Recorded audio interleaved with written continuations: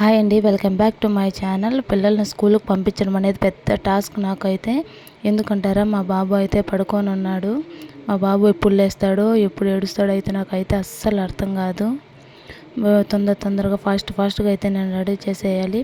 కానీ రోజు ఒకేలాగా అయితే ఉండదు. ఒక్కో రోజు మా బాబు బాగా నిద్రపోతాడు, ఒక్కొక్క రోజు బాగా సతాయిస్తాడు.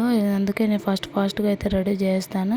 ఇంకో పెద్ద టాస్క్ ఏంటంటే, మా చిన్న పాప అయితే తన మూడ్ ఎలా ఉంటుందో ఎప్పుడు ఎలా ఉంటుందో నాకైతే అస్సలు అర్థం కాదు. ఈరోజు అయితే స్కూల్కి పోనని మొండకేసింది, బాగా ఏడుస్తుంది.